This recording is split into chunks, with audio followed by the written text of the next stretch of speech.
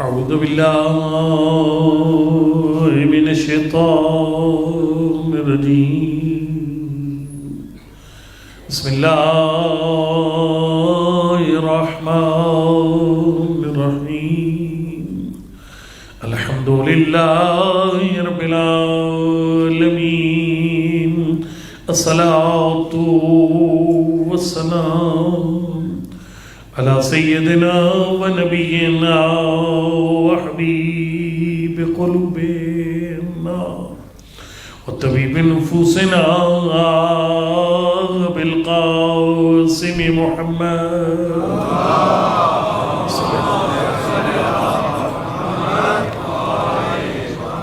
وعلى آل الطيبين الطاهرين المعصومين،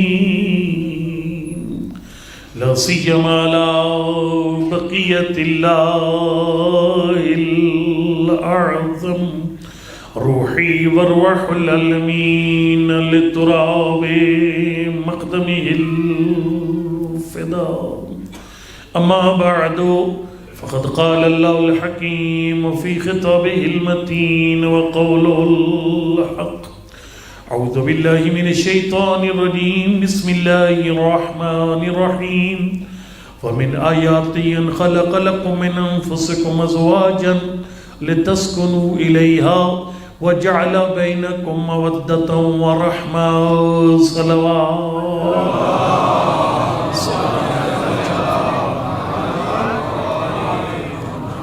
نعرہ تکبیر، نعرہ رسالت، نعرہ حیدری، نعرہ حیدری پر محمد علیہ بیت محمد صلوات پڑھ لی.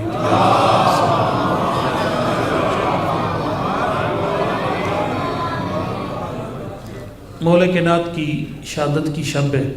اس غم کے حقیقی وارث امام زمان ارواحنا فدا، اور جو آج کی اس فرش ادا کی صاحب ہے دختر پیغمبر، ان کی خدمت میں، اور اب جتنے عزاداران تشریف لائے، میری مائیں بہنیں بیٹیاں، آپ سب کی خدمت میں، اپنے بھائیوں کی خدمت میں تعزیت پیش کرتا ہوں. میں دعا کہ خالق کائنات ہم سب کو آخرت کی ہر منزل پر مولا کائنات کا دامن شفاعت نصیب فرمائے.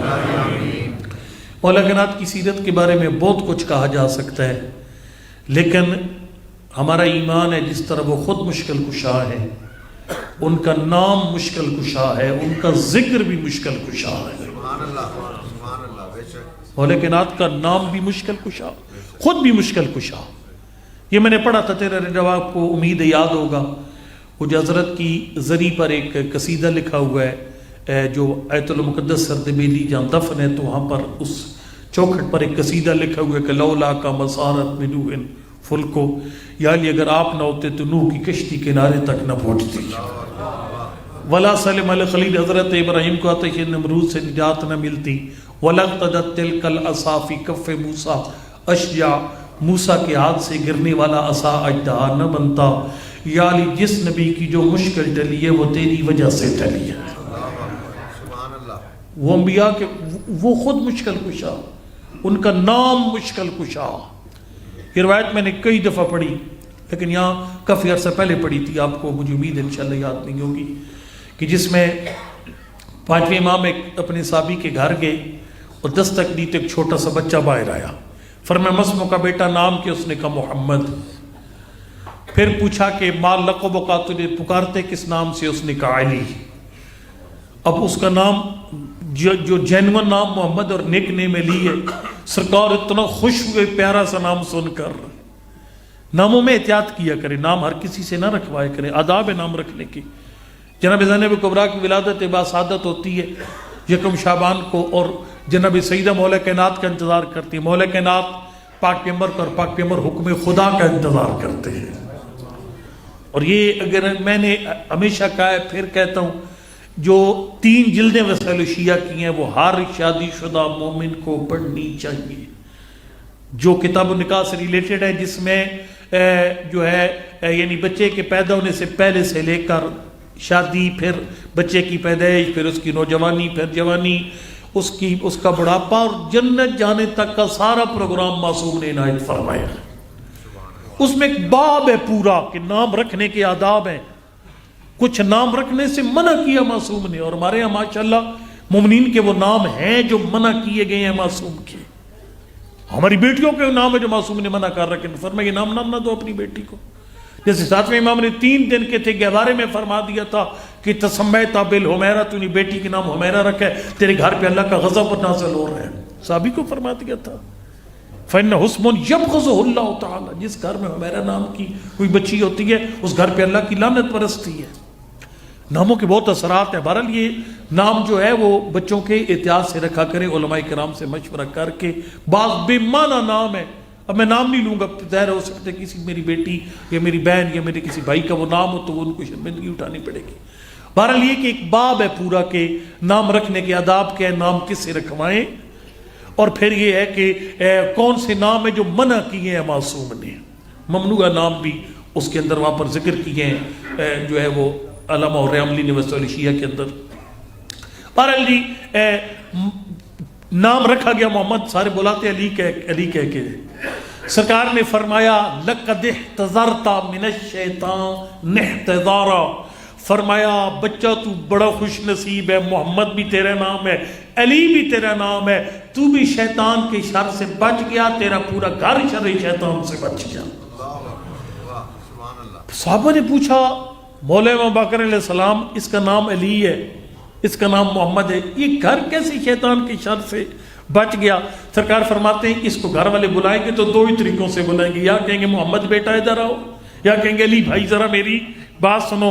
فرمایا اذا نادى مناد یا محمد یا علی ان ابلیس یذوب کما یذوب الحدید، جب کوئی بندہ اپنے غیر معصوم بھائی بیٹے کو محمد یا علی کہہ کے بلاتا ہے، شیطان ایسے مر جاتا ہے جیسے بھٹی میں لوہا پگھل جاتا ہے. نام بھی مشکل کشا ہے اور ان کا ذکر بھی مشکل کشا ہے. لیکن ذکر جو ہے نا، ذکر کے لیے ضروری ہے کہ ذکر خالی انٹرٹینمنٹ کے لیے نہ سنا جائے، خالی حظ نفس کے لیے نہ سنا جائے.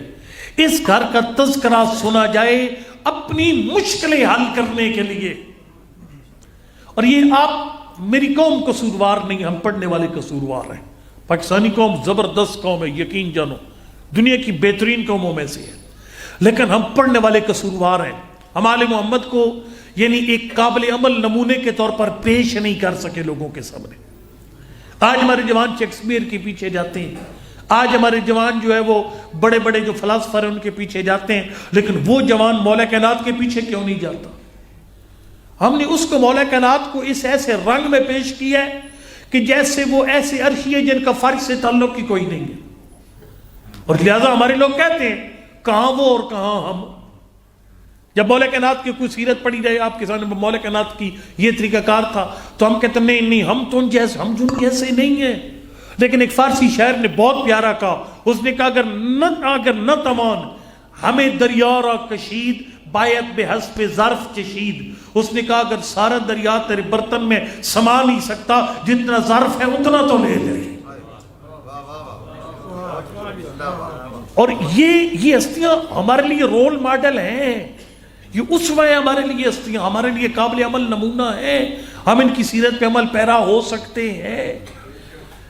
اسی آپ کی اسی مسجد کے اندر کو آج سے 5-6-7 سال پہلے ایک گھر ٹوٹتا ہوا جڑ گیا، خالی اس وجہ سے کہ میں نے وہ مولا کائنات اور جناب سیدہ کی جو محبت آپس میں اس کے 2 جملے یہاں پڑھے تھے، اور وہ ایک ٹوٹتا ہوا گھر جڑ گیا. مجھے بڑی خوشی، مجھے بہت بڑی نیاز ملی کہ ایک ایسا گھر جو بکھر رہا تھا وہ گھر جڑ گیا. وہ جوان مجھے ملا یہاں پر، اس نے کہا قبلہ ہم ڈائیورس پہ پہنچے ہوئے تھے لیکن کل کی مجلس کی وجہ سے ہم نے سولو کر لیا، ہم خیریت سے دونوں میاں بیوی اپنے بچے کے ساتھ مجلس میں آ گئے.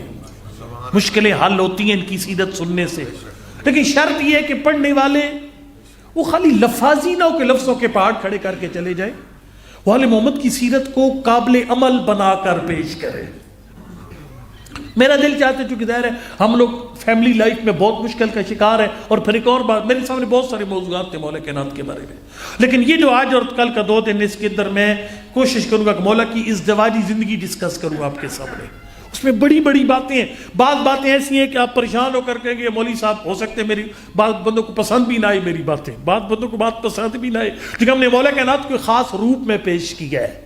وہ مولا کائنات خالی ایک پہلوان ہے کہ جن کا مارو اور مارنے کے علاوہ خیبر کو کھیڑو، خندق کو کھیڑو، اس کے علاوہ کوئی کام نہیں تھا. ہر وقت تلوار ہاتھ میں ہوتی تھی اور غصہ کی کیفیت میں ہوتے تھے، شیر خدا تھے، اور بالکل گاجر ملک اور بندے کاٹنے کے علاوہ کوئی کام نہیں تھا. اور اگر مولا کائنات ہے تو ساتھ وہ شوہر بھی ہے، وہ حسنین کے بابا بھی ہیں، یعنی حضرت نے سارے رشتے نبھائے ہیں. اسی لیے تو شیخ مفید علیہ الرحمہ نے فرمایا تھا کہ نبی کے معجزے تو ویسے 4444 ہے، لیکن 2 معجزے سب سے بڑے ہیں، ایک قرآن اور ایک علی. چونکہ معجزہ عربی زبان کا لفظ ہے نا، معجزہ ہوتا ہے جو عاجز کر دے، ہینڈز اپ کروا دے، جس کا مثل کوئی نہ لا سکے وہ معجزہ ہے. اور قرآن کا اعجاز کا ایک یہی پہلو ہے کہ اللہ نے چیلنج کیا، کہا اگر تم کہتے کہ خدا کی طرف سے نہیں ہے، ایک صورت اس جیسی بنا کے لے آؤ، ایک آیت اس جیسی بنا کے لوگ نہیں لا سکے. تو کہا جس طریقے سے قرآن کی مثل کوئی نہ لا سکا، علی کی مثل بھی کوئی نہ لا سکا.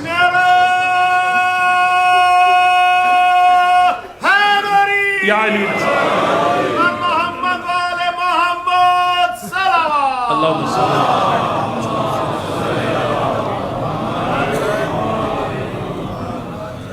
یعنی جو بندہ مرد میدان ہوتا ہے اس کا دل نرم نہیں ہوتا. جو دلیر بندے کا دل عام طور پہ سخت ہوتا ہے وہ مرد میدان نہیں ہوتا. جو خطیب ہوتا ہے وہ شجاع نہیں ہوتا.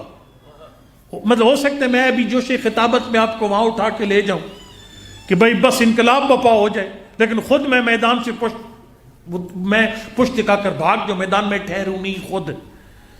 مطلب ہے کئی ایسے صحابہ کرام تھے، مولا کائنات کے ایسے صحابی تھے، پاک پیغمبر کے ایسے اصحاب تھے، وہ جب شعر پڑھتے تھے تو جوش میں جناب مجمع اٹھا دیتے تھے، لیکن خود تلوار نہیں اٹھا سکتے تھے. کہتے جو ہاتھ قلم اٹھاتا ہے وہ تلوار نہیں اٹھاتا، قلم اٹھانے والا ہاتھ تلوار نہیں اٹھاتا. جو رونا جانتا ہے وہ ہنسنا نہیں جانتا، جو ہنستا ہے وہ رونا نہیں جانتا. لیکن کہا هو البقاء فی المحراب لیلا هو الضحاک اذا اشتد الضراب. کہا علی محراب عبادت میں علی جیسا رونے والا کوئی نہیں ہے، اور میدان جنگ میں علی جیسا مسکرانے والا کوئی نہیں. پھر وہ دیکھیں نا، یعنی حضرت جو ہے اکیلا پورے عرب کا مقابلہ اکیلے، لیکن آج پورے عرب کا مقابلہ اکیلے. اتنا دل مضبوط ہے، لیکن نرم دل کتنے ہیں. کوفہ کے بازار سے گزر رہے ہیں اور دیکھا ایک کوئی بچی چھوٹی ہے اور وہ پریشان کھڑی ہے، پریشان حال کھڑی ہے. خلیفہ وقت ہے جس کے ہاتھ پر ساری جنگیں فتح ہوئی، یعنی بعد از پیغمبر کائنات کا مرد اول، مرد نمبر 1 بعد از پیغمبر. ایک ایسی شخصیت، سارے نبیوں کے کمالات کا مالک، اتنی بڑی ڈگریوں والا امام اور خلیفہ وقت. بچی کو پوچھا تو بیٹا پریشان کیوں ہے؟ اس نے کہا مولا میں ایک گھر میں کام کرتی ہوں، گھر والوں نے مجھے گوشت لینے کے لیے بھیجا ہے، تو میں نے پیسے پورے دیے ہیں لیکن گوشت مجھے کم نظر آ رہا ہے، میں پریشان ہوں، میں مالکوں کو کیا جواب دوں گی؟ علی ابن ابی طالب اس کے ساتھ چل پڑے اور قصاب کو جا کر ایک جملہ فرمائے، اگر کوئی دکاندار بیٹھا میری بات لکھ کر لے جاؤ، فرمائے زد فإن فی الزیادۃ برکۃ. سرکار نے فرمایا مال اس وقت کام آتا ہے جب اس میں برکت ہو. برکت کا مطلب ہوتا ہے ایک چیز بظاہر تھوڑی ہو لیکن اثر زیادہ ہو. جناب سیدہ کا لقب ہے نا مبارکہ، بی بی کا لقب ہے مبارکہ. بی بی کی زندگی 18 سال ہے لیکن اثر کتنا ہے؟ آپ کو کائنات کے ہر کونے کونے میں جناب سیدہ کی اولاد نظر آتی ہے. سیرت جناب سیدہ، علم جناب سیدہ، برکات جناب سیدہ. آپ حیران ہو جائیں گے جس انقلاب نے کائنات کی تخلیق کا مقصد پورا کرنا ہے وہ انقلاب امام زمانہ ہے. والذی ارسل رسولہ بالہدی ودین الحق لیظہرہ علی الدین کلہ. یہ مقصد ہے، یعنی کائنات کو بنانے کا مقصد ہے کہ اسلام کو فل غلبہ ملے. جس امام زمان کے انقلاب کے نتیجے میں کائنات کو غلبہ ملنا ہے، پوری کائنات کے ادیان پر اسلام کو غلبہ ملنا ہے، وہ امام زمان کیا فرماتے ہیں؟ لی فبنت رسول اللہ اسوۃ حسنہ. فرمایا میں مہدی کے انقلاب کا پورا مینیفیسٹو دادی بطول کی سیرت طیبہ، بی بی کی عظمت میں بلند تر صلوات. اللہم صلی اللہ.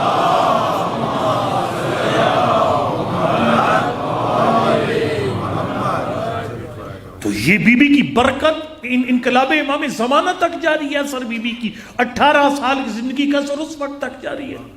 3 روٹیاں دی تھی بی بی نے، آپ نے بڑے بڑے ولیمے کھائے بحریہ کے اندر۔ اب یاد ہے آپ کو سال پہلے آپ نے کیا کھایا تھا اور ہوا کیا تھا اس ولیمے کے اندر؟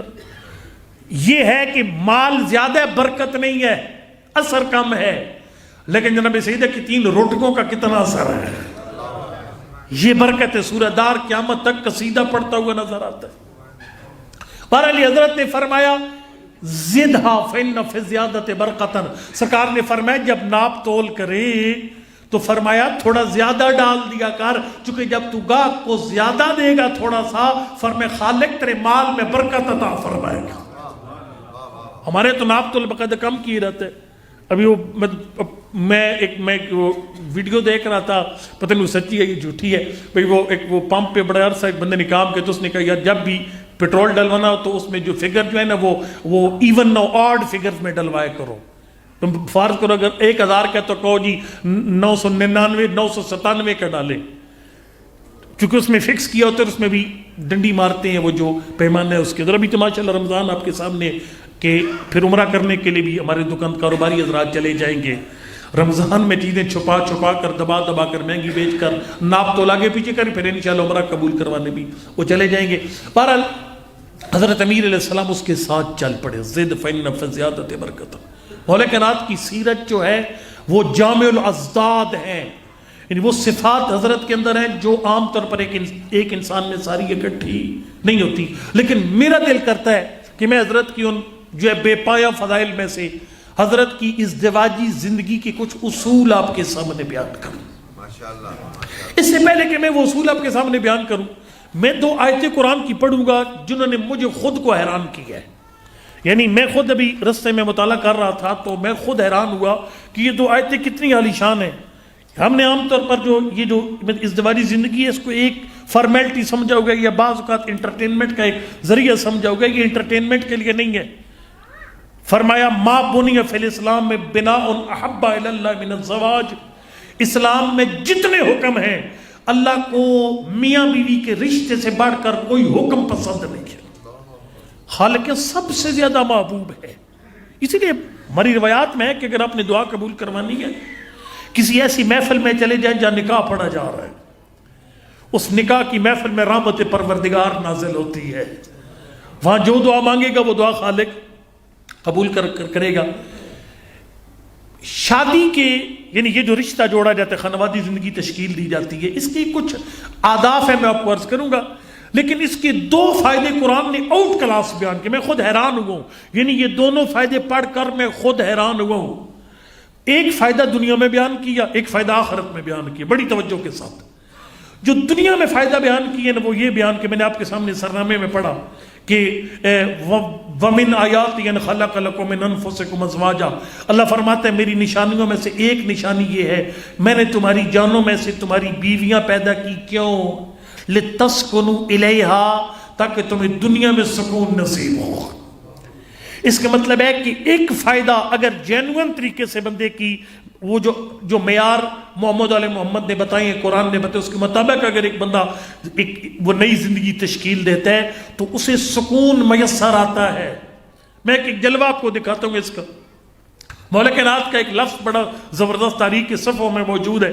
سرکار فرماتے کنت اذا نظرت الیہا انکشف عنی الہموم والاحزان، کائنات کے امیر فرماتے ہیں میں جب بطول کو دیکھتا تھا میری ساری مشکلیں ختم ہو جاتی تھی، اور میں اس کو ایسے پڑھتا رہتا ہوں۔ میں نے 20 جمل ثانے بھی پڑھا تھا 45 آپ کسی مسجد کے اندر، میں اس کو ایسے پڑھتا رہتا ہوں۔ میں کہتا ہوں جو کائنات کی مشکلیں حل کرے اسے علی کہتے ہیں، اور جس بی بی کے چہرے کی زیارت کر کے نبیوں کے مشکل کشا کی مشکلیں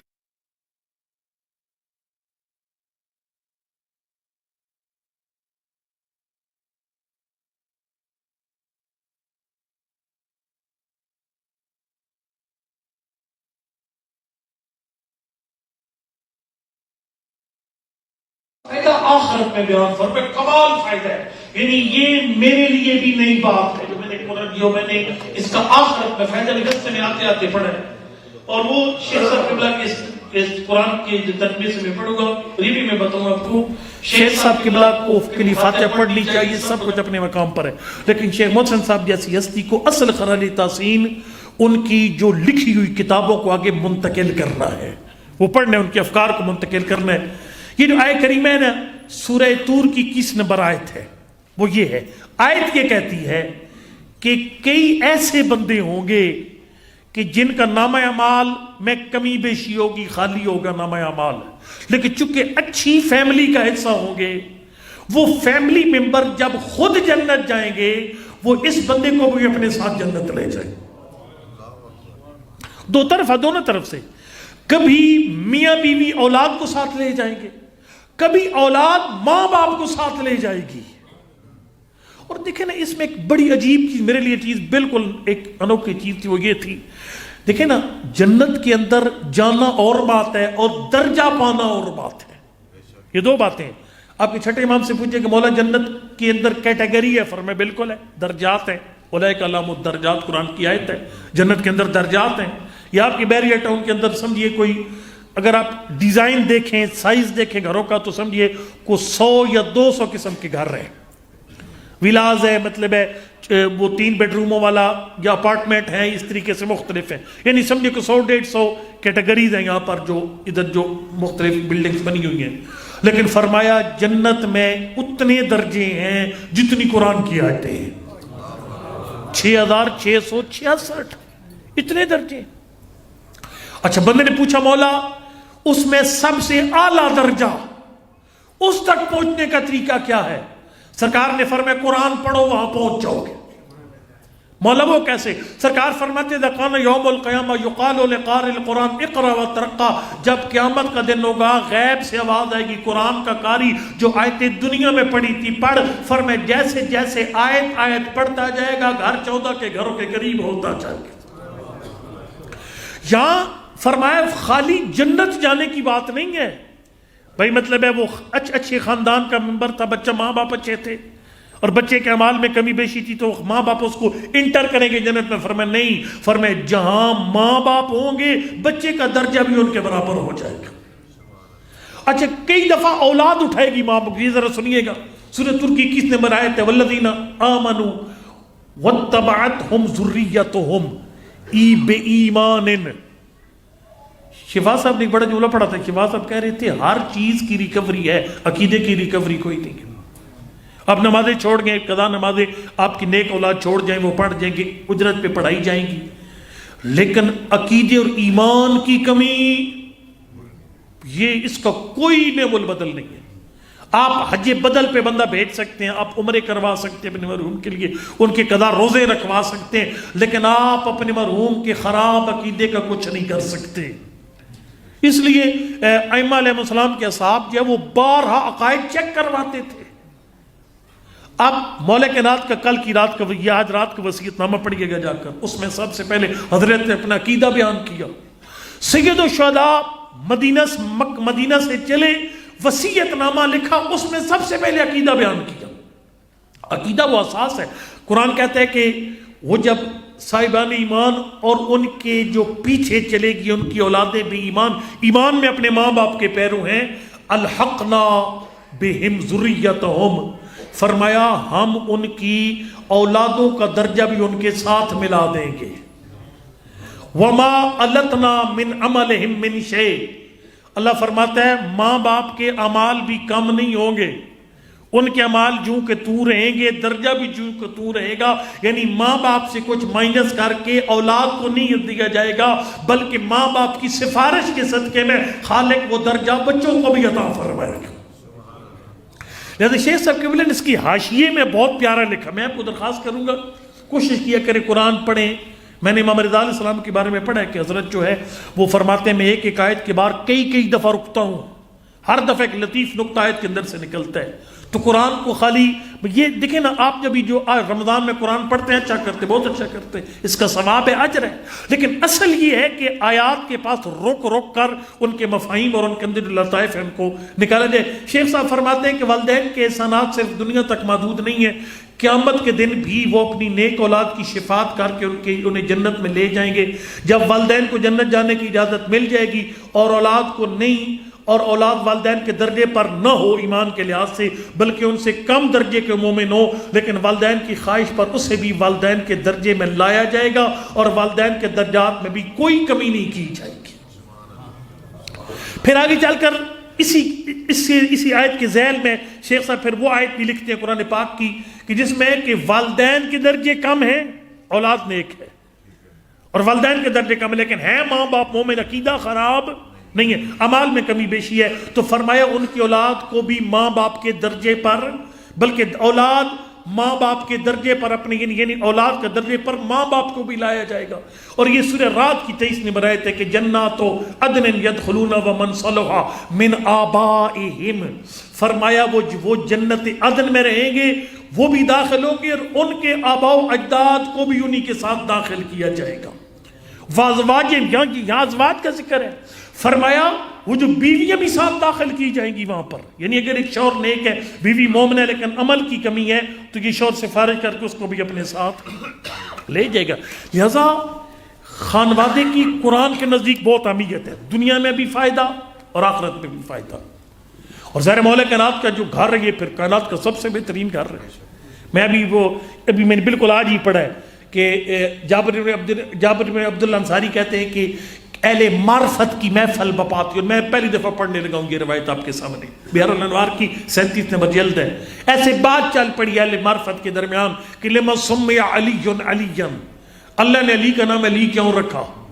جابر کہتے بڑی باتیں بیان کی گئی لیکن مجھے دو باتیں سب سے پیاری لگی۔ پہلی بات کہا علی کا مطلب ہوتا ہے بلند، علی نے اس مقام پر قدم رکھے جس مقام پر کسی کے قدم نہیں ہے۔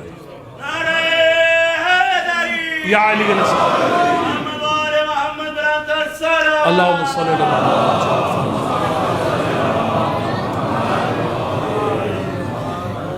پاک ممبر کی مورے رسالت پر قدم رکھ کے بتوں کو توڑا، ایسی بلندی خالق نے کسی کو عطا نہیں فرمائی۔ اور دوسرا لِأَنَّهُ زُوِّجَ فِي أَعْلَى عِلِّيِّينَ کا نام علی اس لیے ہے کہ یہ دنیا کا واحد انسان ہے جس کا نکاح اعلیٰ علیین میں پڑھا گیا۔ یہ الہی جوڑا ہے۔ اب ہمیں دیکھنا پڑے گا کہ مولا کائنات کی اس ازدواجی زندگی کی کون سے اصول تھے، اور پھر میری درخواست یہ ہوگی ایک ایک اصل پر اپنا جائزہ لیا جائے۔ میں ظاہر سارے نہیں پڑھ پاؤں گا، شاید 2 یا 3 ان 2 دنوں میں آپ کے سامنے بیان کروں گا۔ سب بغیر تمہید کے سب سے پہلا قانون جو مولا کائنات کی زندگی پہ حاکم تھا وہ یہ تھا کہ مولا کائنات کے گھر میں خاص رنگ کروایا گیا تھا، ایک مخصوص رنگ تھا مولا کائنات۔ اب یار میریا میں انٹر ہوتا ہوں، اچھے کلر ہے مختلف گھروں میں، کسی نے ٹائل مختلف ڈیزائن کی لگی ہوئی، کہیں پر مطلب ہے ویدر شیٹ ہے کسی خاص رنگ کی، تو مولا کائنات جناب سیدہ کے گھر میں خاص رنگ تھا، وہ رنگ اگر ہم کروا لیں یقین جانیے کمال ہے۔ اور ہمارے ایک استاد تھے قوم میں، وہ فرماتے تھے کہ جس نے جتنا وہ رنگ کروایا اپنے گھر میں زیادہ، اس نے دنیا کی زندگی کا اتنا ہی زیادہ لطف اٹھایا۔ دیکھنا ہم یہ لذت اٹھانا ہر بندے کا دل کرتا ہے، اور یہ پاک ممبر جب معراج پہ گئے تو وہاں پر اللہ کی ذات نے جنت کے پہلے دروازے پہ لکھا تھا لِكُلِّ شَيْءٍ حِيلَةٌ وَحِيلَةُ السُّرُورِ فِي الْعَيْشِ 4 خِصَالٌ، ہر کام کا ایک ہنر ہوتا ہے۔ دنیا کی زندگی میں خوش رہنے فرمائے 4 خصلتیں پیدا کر، ہر بندہ خوش رہنا چاہتا ہے، دنیا کی زندگی سے لطف لینا چاہتا ہے۔ وہ ہمارے استاد کہتے تھے جس نے وہ رنگ جتنا زیادہ کروایا اتنا زیادہ دنیا کی زندگی کا مزہ اٹھایا۔ وہ رنگ کون سا ہے؟ وہ قرآن نے علی کے گھر کا رنگ بتایا، صبغۃ اللہ ومن احسن من اللہ صبغہ، فرمایا اگر تو بھی علی ابن ابی طالب کے گھر کی طرح اپنے گھر کو جنت بنانا چاہتا ہے، تیرا بھی دل کرتا ہے تو گھر سے باہر جا کر جب گھر کے اندر آتا ہے تو تیری ہر ٹینشن ختم ہو جائے، فرمایا اپنے گھر میں خدائی رنگ کروا دے، خدائی رنگ۔ اب میں نے آپ کو پہلے بتایا کہ میں ایک مدرسے کا استاد ہوں، میں اس طرح کوئی پرجوش کوئی ایسے شعلہ بیان خطیب نہیں ہوں، میں آپ کو ایک بالکل سموتھ طریقے سے سمپلی بیان کرنے لگا ہوں کہ وہ خدائی رنگ ہوتا کیا ہے۔ خدائی رنگ کا ایک سطر میں ترجمہ یہ ہے کہ تیرے گھر میں یاد خدا ہو، خدا کی میکسیمم خدا کی یاد ہو آپ کے گھر میں۔ اس کا طریقہ بھی میں بتاؤں گا۔ یاد خدا، یاد خدا دو، ایک اللہ کی زبانی یاد ہے، ایک خدا کی عملی یاد ہے. زبانی یاد کی اہمیت کم ہے، عملی یاد کی اہمیت زیادہ ہے. زبانی یاد کے تسبیح پڑھی، اللہ اکبر سبحان اللہ استغفر اللہ لا حول ولا حول ولا لا حول ولا، یہ زبانی یاد ہے، یہ جو اذکار کی شکل میں ہے. لیکن ایک عملی یاد ہے. عملی یاد کیا ہے؟ یہ دل مانے خدا ہے، اس کے سامنے جواب دہ بھی ہوں. میں اپنے پروردگار کے سامنے جواب دہ ہوں. اور مولا کائنات نے اس کو اتنے پیارے انداز میں خود بیان فرمایا. مولا کہنا یا علی آپ کی زندگی اتنی مزے کی کس لیے ہے؟ فرمایا ما رأیت شیئا الا ورأیت اللہ قبلہ وبعدہ ومعہ وفیہ. فرمایا میں علی کچھ نہیں دیکھتا مگر اس سے پہلے بھی خدا دیکھتا ہوں، اس کے اندر بھی خدا دیکھتا ہوں، اس کے بعد بھی خدا دیکھتا ہوں. اللہ کی یاد، اللہ کی یاد. میں جوانوں کے لیے ایک اشارہ کرتا ہوں، یہ یاد خدا بندے کے ساتھ کرتی کیا ہے، اور یاد خدا اللہ کی پریکٹیکل یاد ہے کیسی. ایک عالم دین ایران میں ایک جملہ پڑھ رہے تھے، بہت پیارا جملہ پڑھ رہے تھے. یعنی معرفت امام زمان کے لیے جملہ بہت عالی شان ہے. معرفت خدا کے لیے، یاد خدا کو سمجھنے کے لیے جملہ اٹھ کلاس ہے. اس سے پیارا لفظ میرے پاس نہیں ہے جو اس عالم نے کہا. انہوں نے فرمایا کہ یہ جو یعنی یاد خدا ہے کیا، وہ جو اصل یاد ہے.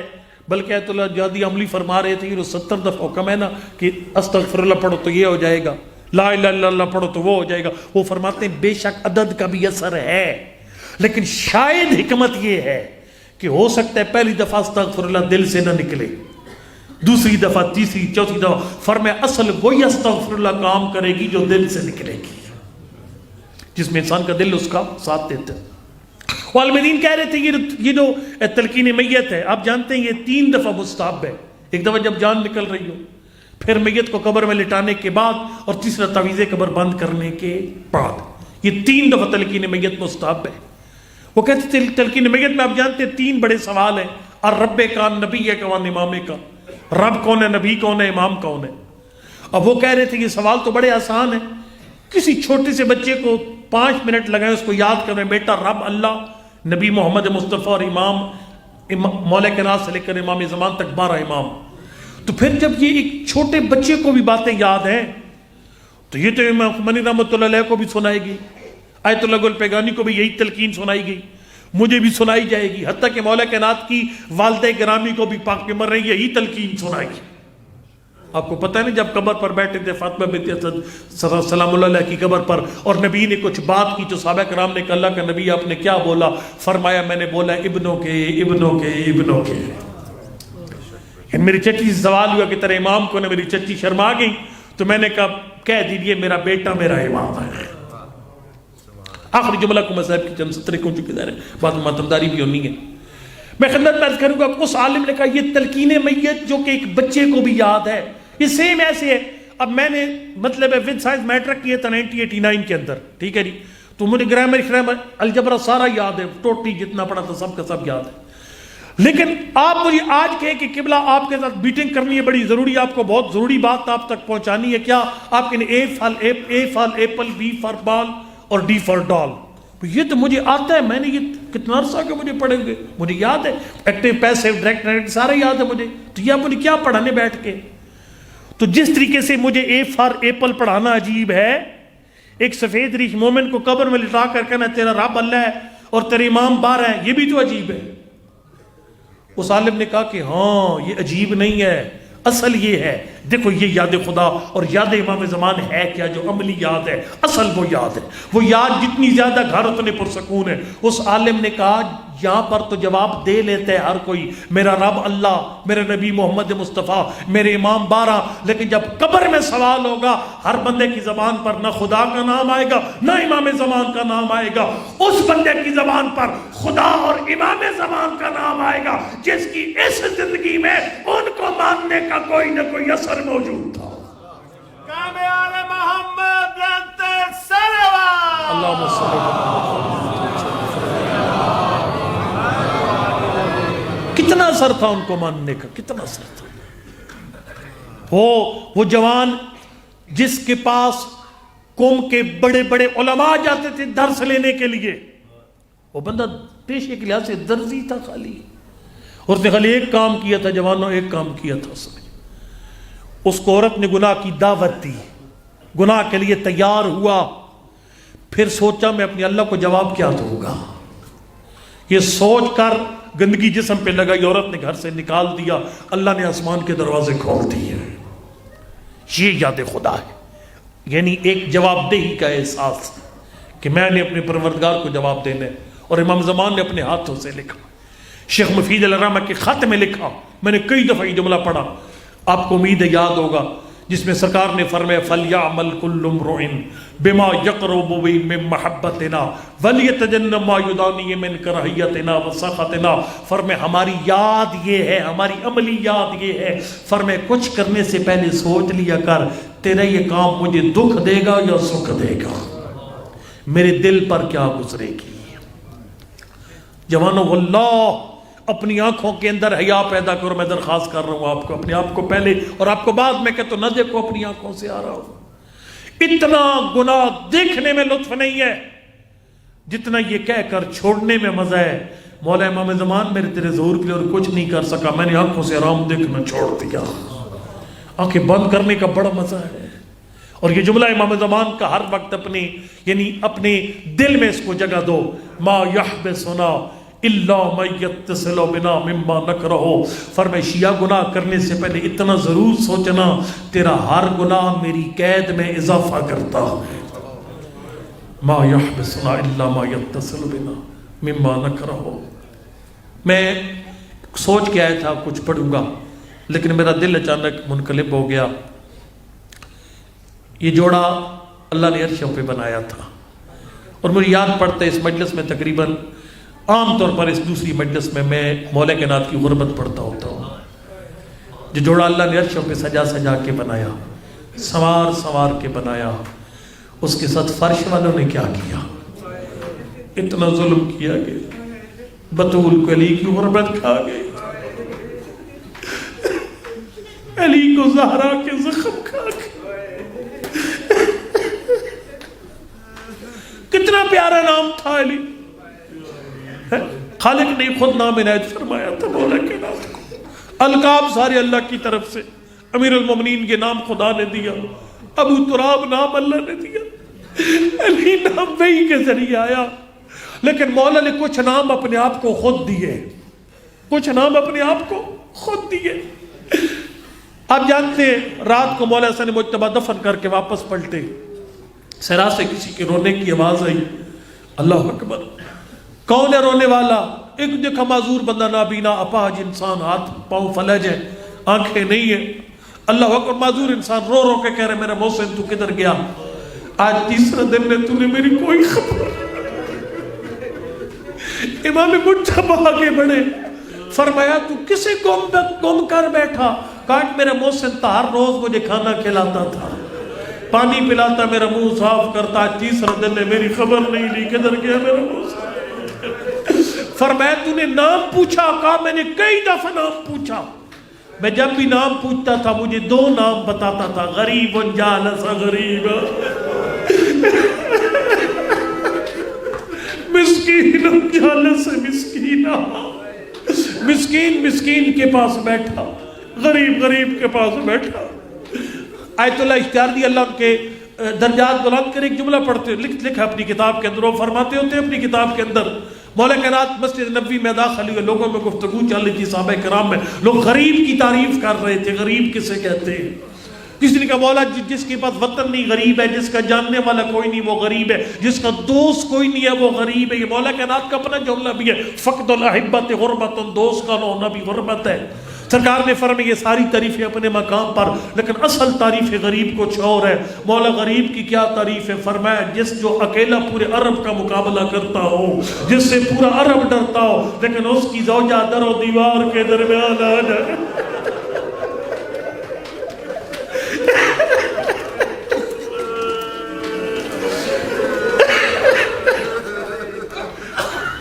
بطول کو علی کی غربت کھا گئی. میں انتظار نہیں کرواتے زیادہ، آپ کو متمداری بھی ہونی ہے. یہاں پر میں خدمت میں عرض کروں گا کہ دو خطبے نبی کی سچی بیٹی کے بڑے مشہور شعرا آفاق ہیں. ایک خطبہ فدق ہے اور دوسرا خطبہ اس وقت دیا جب مدینہ کی عورتوں نے آ کے حال پوچھا، کیف اصبحت یا بنت رسول اللہ، آپ جانتے ہو نا امیر المومنین روتے ہوئے گھر آتے تھے، اور ایک دن بی بی نے پوچھا تھا یا علی میں نے سنا مدینہ کے لوگ آپ پہ سلام نہیں کرتے، فرمایا بطول بیٹا یہ مصیبت چھوٹی ہے، فرمایا بطول یہ چھوٹی مصیبت ہے، میری مصیبت اس سے بڑھ گئی ہے، کیسی؟ فرمایا اب میں سلام کرتا ہوں مدینہ والے جواب نہیں دیتے، اجر و کمل اللہ مدینہ کی عورتیں کیفا سماتے یا بنت رسول اللہ، نبی کی بیٹی آپ کی رات کیسے گزری؟ حق بنتا تھا نا۔ بی بی کہتی اور ظاہر ہے میری آپ کی ماں بہن بیٹی اللہ کی ذات سب کو صحت و سلامتی عطا فرمائے، اگر سر میں ہلکا درد ہو نا رات کو، سویرے ہمسائی پوچھے رات کیسی گزری، کہے گی میں ساری رات سو نہیں سکی، تڑپی پوری رات۔ لیکن یقین جانو جس بی بی سے مدینہ کی عورتوں نے حال پوچھا نا، اس کی سینے کی میخیں دروازے کی گرم کیلوں نے توڑ دی تھی، جس کی کوئی پسلی سلامت نہیں تھی، جس کا بازو تازیانے کی وجہ سے ٹوٹا ہوا تھا، جب زخمی بطول سے جس کی ایک آنکھ ختم ہو چکی تھی، جب زخمی بطول سے مدینہ کی عورتوں نے پوچھا کیفا سبات یا بنت رسول اللہ، نبی کی بیٹی آپ کی رات کیسے گزری؟ نبی کی بیٹی نے نہ اپنی پسلیوں کا نام لیا، نہ اپنی سینے کی شکستہ ہڈیوں کا نام لیا، فرمایا مدینہ کی عورتوں میرا کام کرنا۔ بی بی کون سا کام؟ فرمایا ملذی نقموا من ابی الحسن، اپنے مردوں سے پوچھنا میرا علی سلام کرتا ہے جواب کیوں دے؟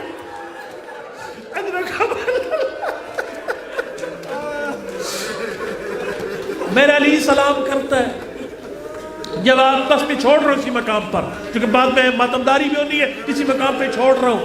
آؤ کہاں، اور میں بلکہ ایک سطر ضرور پڑھوں گا، معافی چاہتا ہوں آپ سے۔ علی کو بطول کی کہ زخم کھا گئے، قبر بطول پہ کھڑے ہو کے فرمایا اما حزنی فسرمت اما لیلی فبصات، فرمایا بطول تجھ سے پہلے بڑے لوگوں نے اپنے عزیز کھوئے، ہر زیرو نے موت کا ذائقہ چکا چکنا ہے، لیکن بطول تو اتنی زخمی تھی، علی جب تک زندہ رہے گا تجھے روتا رہے گا، میرا رونا ہمیشہ کا، میں تیرے ساتھ 2 سال بعد بلاؤں گا نہیں، میں زندگی بھر رہوں گا۔ آقا فاطمی یہ کہتے ہیں علی کے پاس بطول کو رونے کا بہانہ کیا تھا؟ آپ کے پاس رونے کا، آپ ظاہر ہے ہم روتے آ رہے ہیں، روتے روتے چلے جائیں گے، لیکن ہمارے پاس رونے کا ایک سبب ہے، وہ سبب پتہ ہے کیا ہے؟ یہی مجلسیں، پڑھنے والا ممبر پہ آتے الفاظ کا نقشہ پیش کرتا ہے، ہم رو پڑھتے ہیں، لیکن مجھے اتنا بتا علی جناب سیدہ کو رونے کے لیے مولا کائنات کے پاس سبب کیا تھا؟ آقا فاطمی فرماتے ہیں وہ سبب یہ تھا جب خاتون خانہ کا انتقال ہو جاتا ہے نا، مرد جنازہ لے کر نکل جاتے ہیں، لیکن خواتین کیا کرتی ہیں؟ پیچھے اس کا مسلح چھپا دیتی ہیں، اس مرحوم خاتون کے لباس کو چھپا دیتی ہیں، اس کی تسبیح چھپا دیتی ہیں، اس کی چیزوں پہ جیسے جیسے نظر پڑے گی شوہر اپنی زوجہ کا غم نہ بھلا پائے گا، بچے اپنے ماں کا دکھ نہ بھول پائیں گے۔ لیکن آقا فاطمی کہتے جب بطول کا جنازہ اٹھا کر علی چلے گئے، فضا نے پیچھے سے سارے کام کر دیے، بطول کا خون آلود لباس بھی چھپا دیا، بی بی کا مسلح بھی چھپا دیا، بی بی کی تسبیح بھی چھپا دی، لیکن فرمایا مجھے اتنا بتا وہ جلا ہوا دروازہ کس نے چھپایا ہوگا؟ دروازہ نہیں چھپایا جا سکتا تھا، علی جب بھی دروازے کے باہر السلام علیک یا فاطمہ، میرا ایمان ہے آپ کسی جگہ فاتحہ پڑھنے جائیں گے، میری مائیں بہنیں جائیں، بھائی بزرگ جائیں، آپ بندہ تلاش کرتے پوچھتے اس کا وارث کون ہے؟ واللہ اس فرق ادا کی وارث نبی کی زخمی بیٹی ہے۔ یا فاطمہ الزہرا السلام علیکی یا بنت رسول، السلام علیکی زوجت امیر المؤمنین۔ بطول کو جب ہوش آیا حق بنتا تھا، بی بی کہتی فضا میری پسلیاں ٹوٹ گئی، فضا میرا سینہ زخمی، رونے والوں نے اپنی پسلیوں کا نام نہ اپنے سینے کا نام، پہلا سوال کہ فضا لوگ میرے علی کو کدھر لے گئے؟ آپ نے علی کا خیبر سنا ہے، غربت علی تیرے سامنے کوئی نہیں پڑتا۔ اللہ اکبر۔ فرمائے بطول جب آپ زخمی پڑی تھی لوگ علی کو گرفتار کر کے مسجد لے گئے، علی کا مسجد جانا سنا بطول کو اپنے سارے درد بھول گئے۔ ایک طرف سے حسن کا سہارا لیا، دوسری طرف سے حسین کا سہارا لیا۔ جب اپنے بابا کے منبر کے سامنے پہنچی، جلاد علی سے بیعت کا مطالبہ کر رہا تھا، یا علی بیعت کر نہیں تو تیری گردن کاٹ دی جائے گی۔ بطول نے فرمایا خلو ابن امی وَإِلَّا لَا نِشُرَنَّا شَعْرِ، جو سید بیٹھے مجھے معاف کرو، میں ترجمہ ادب کے ساتھ کروں گا۔ فرمایا علی کو چھوڑ دو نہیں تو میں بابا کی قبر پہ بال کھول کے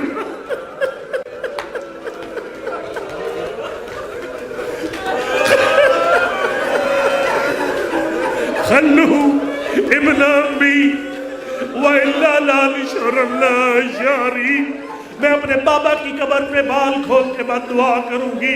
لوگوں نے زہرا کا حیا نہیں کیا، بطول سیدھی اپنی بابا کی قبر پر آ گئی۔ بطول نے سنو گلی کی غربت کا نوحہ کیسے پڑھا، فرمایا ابتا غصبو حقی فصبرتو، بابا مجھے دن دیہڑے لوٹ لیا، میں نے بد دعا نہیں کی۔ کسر وزلائی فصبرتو، بابا میری پسلیاں توڑ دی، میں نے بد دعا نہیں کی۔ قتلو جنینی فصبرتو، بابا میرا محسن مار دیا، میں نے بد دعا نہیں کی۔ بابا حد ہو گئی، اب لوگ میرے علی کو شہید کرنا چاہتے ہیں۔ یہ جملہ کہہ کر سادات کی دادی نے اپنے بالوں میں ہاتھ، ادھر بطول کا بالوں میں ہاتھ آیا، مان لے جاتے مدینہ میں قیامت کے آثار ظاہر ہونا شروع ہو گئے۔ مسجد نبی کی دیواریں فضا میں بلند ہونا شروع ہو گئی۔ لوگوں نے گھبرا کر علی کو چھوڑ دیا۔ علی فرماتے یا سلمان ادرے کے بناتا محمد، سلمان بطول کی منت کر بد دعا نہیں۔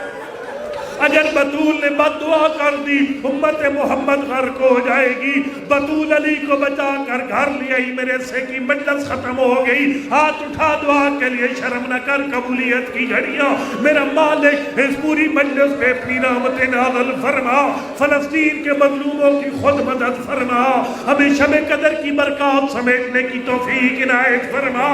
ہاتھ اٹھا، شرم نہ کر، میرا مالک مجھے نہیں پتا کون سا مومن اولاد مانگنے آیا، مجھے نہیں پتا کون سا مومن بیمار کی شفا مانگنے آیا، میرا مالک کسی مومن کو خالیات نہ اٹھا۔ تجھے اس وقت کا واسطہ جب بطول علی کو بچا کر گھر لے آئی، زہرا خاک پہ بیٹھی، علی کو کرسی پہ بیٹھا، تھک نہیں، اللہ اکبر۔ فرمایا یا علی تجھے ساری دنیا چھوڑ دے، بطول کبھی تیرا ساتھ نہیں چھوڑ سکتی۔ میں کہوں گا مدینہ، یہ سارے مومن تیرا شکریہ ادا کرتے ہیں، مدینہ تیری بڑی مہربانی، تو نے زہرا کا بڑا حیا کیا، ابھی بطول نے سر سے چادر نہیں اتاری، ابھی زہرا نے بال نہیں کھولے، ابھی بطول نے بد دعا نہیں کی، مدینہ تیری دیواریں بلند ہو گئی۔